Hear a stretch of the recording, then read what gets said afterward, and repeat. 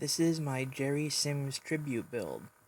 If any of you watchers were on the Hobby Heaven board or the Randy Ayers NASCAR modeling board or some other places back in the early 2000s, you knew Jerry Sims. He was a NASCAR fanatic. He was well known for his 60s models and photoshopping his models into racing scenes, and people still today are convinced when they see his builds that they're photos of the actual races.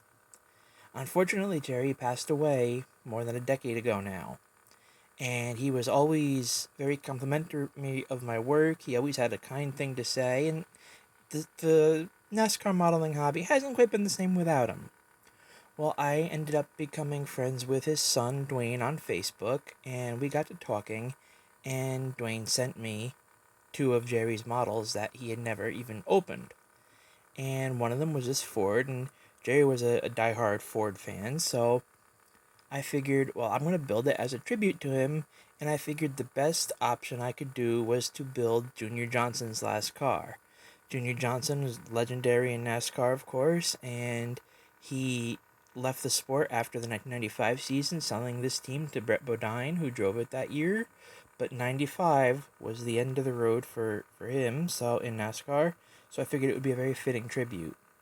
The build itself was a challenge for me because the 94-95 Thunderbirds Revell monogram didn't do a particularly good job molding them, and they required a lot of body work, which was always something I could not perform.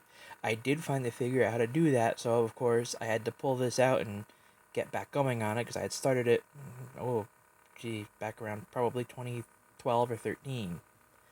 The paint is all Tamiya, the blue is mica blue, and the yellow is, I believe, chrome yellow, although I'm not sure off the top of my head at the moment. The decals are majority Chimneyville, except for the contingencies, which were placed individually and pulled from a variety of sources. Now, I build NASCAR models to document the history of the sport, and to me, I want to always make sure they are as close to realistic as they can possibly be.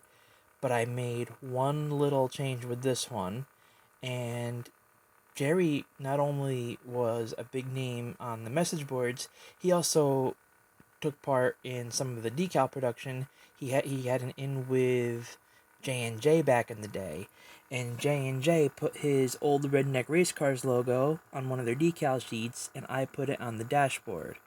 Now, unfortunately, I don't have a very good display space, so the car's kind of covered in dust, and I can't really get it off, unfortunately. And then the decals also do not age well. They wrinkled up pretty badly, and it's unfortunate because it mars what would be an otherwise pretty nice model. That is my story. I hope I did a nice tribute to Jerry. I'm sure he would have been happy to see it if only he could. Thank you for watching.